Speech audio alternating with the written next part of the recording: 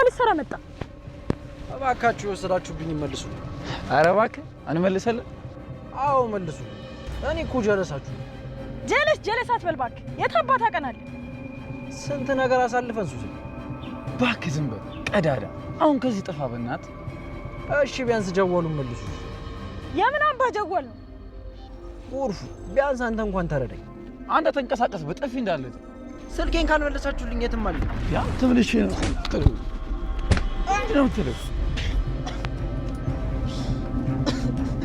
ኧረ በጊልዬ ጎርፉ እንደውም ለጆሮ ነው የምነግረው። ጆሮ ከሰማ አይለቃችሁ። የት አለ ጆሮ? ሂድና ነገሯ እና መናገሩ ካልቀረማ በደንብ ጠብቀው።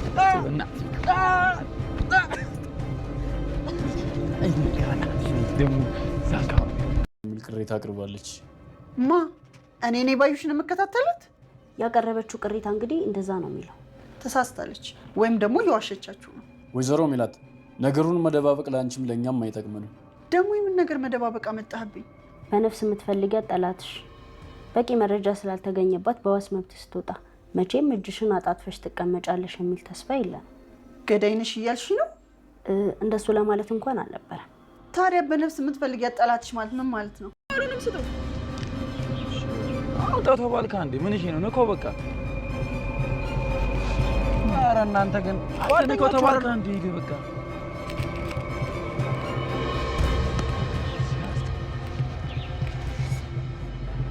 ኧረ ንካው ዛፔ ይዞ ቢመጣስ?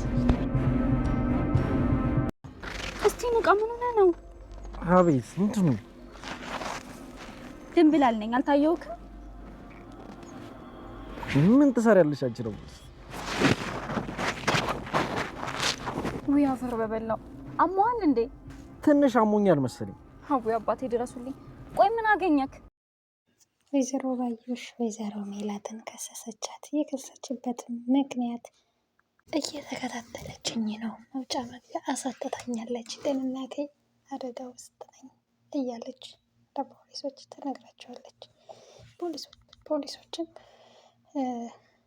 ምንድን ነው ያደረገችሽ ነገር አለ? አይ እየተከታተለችኝ ነው፣ መውጫ መግቢያ አሳጥታኛለች ስትል አቤቱታዋን ታቀርባለች።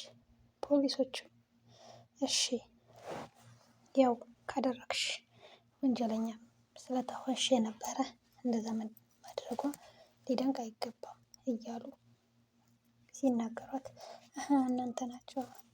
እናንተ ናቸው የልብ ሰጣችሁ እንደዚህ የምታስደርጉኝ ብላ ፖሊሶቹ ላይ በጣም ትናደዳለች። ፖሊሶቹም ሴትዮ እኛ ምንም የህግ ሰው ነን፣ ምንም ልንልሽ የምናደርግሽም አንችልም ብለው ሄዳ ፖሊሶችም ወይዘሮ ሜላትን ያናግሯታል። ወይዘሮ ሜላትን ሲያናግሩ በጣም ተገረመች። እኔ ባዩሽን ማስፈራራት እና መከታተላት ኧረ በጭራሽ ተሳስታችሁ ይሆናል ስትል አይ ፖሊስ ጣቢያ ድረስ መጣ አቤቱታዋን አቅርባለች። ስለዚህ ምንድን ነው እያደረግሽ ያለሽው? እባክሽ ወይዘሮ ሜላት እኛን አግዥንና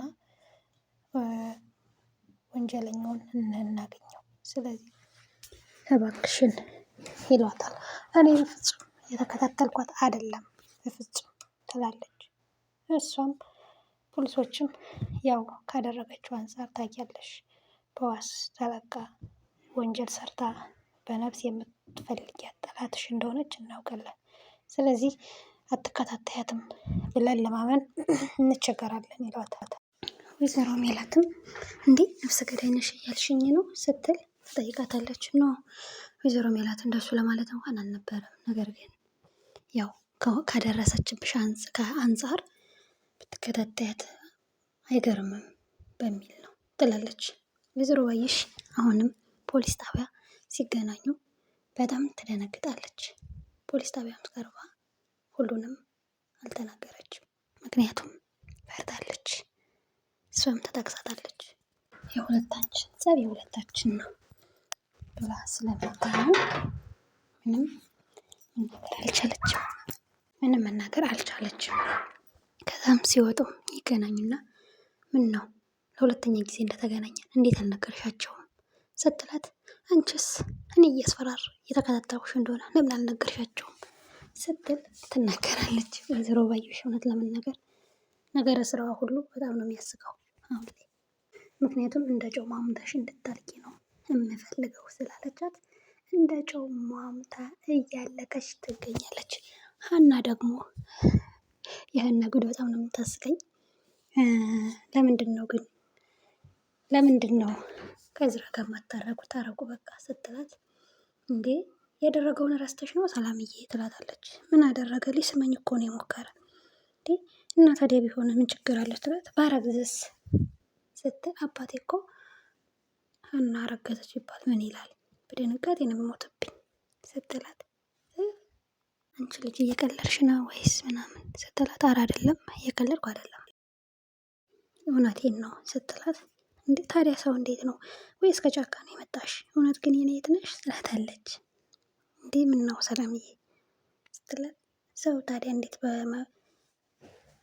በመብሳሳም ብቻ የሚያደርግስ ይመስልሻል ስትላት እሷ ግን እየቀለደች ነበረ። ሰራሁልሽ ምንም ቢሆን እኮ ከጫካስ ብመጣ እንዴት ይሄ ይጠፋኛል ብለሽ ነው ሰራሁልሽ ብላ ታሾፍባታለች። እና ሰላም ሁለቱን ለማስታረቅ ጥረት እያደረገች ነው። ነገር ግን ያው ሀንዬ ደረቅ ናት፣ ሽምትል አይነት አይደለችም ማለት ነው። ምናሴ ደግሞ እንትናን አስይዞታል፣ ተምቹን አስይዞታል። ተምቹ አሳዝኖኛል። በጓደኞቹ ተደበደበ፣ ስልኩን ተቀማ ምናምን። እንደገና ደግሞ ተምቹ እስር ቤት ገብቷል። አሁን ምናሴ ያሳስሮታል ለፖሊሶች ታቁሙ። እንግዲህ እሱ ግን ሀና ናት ያሳዘችኝ ፋራ ናት ምናምን ብሎ ሲናገሩሉ ነበር። እንዳያችሁት ቤተሰብ ትንሽ ተምቹ ያለበት ሁኔታ ያሳዝናል። ድንብላለን ሁሉ አይንሽ ማየት አልፈልግም፣ እንዴት ትናገሪያለሽ? አስበላሽኝ በቃ ምናምን ብሎ በጣም ተቆጥቶ ጮህባታል። ምናሴ ያው ባለመረጋጋት ተናዶ ስለ እርግብ ይነግራቸዋል ብሎ ነው እርግብን ከእሱ ጋር ነው የምትሆን ብሎ ስለመነ ብቻ ነው ሳያማክር ማንንም ሄዶ የተናገረው። እንግዲህ ቀጣይ አብረን የምናየው ይሆናል። ውድ ቤተሰቦቻችን እስከዛው እናንተ ላይክ፣ ሼር፣ ሰብስክራይብ በማድረግ ቻናላችንን ተቀላቀሉ። እናመሰግናለን።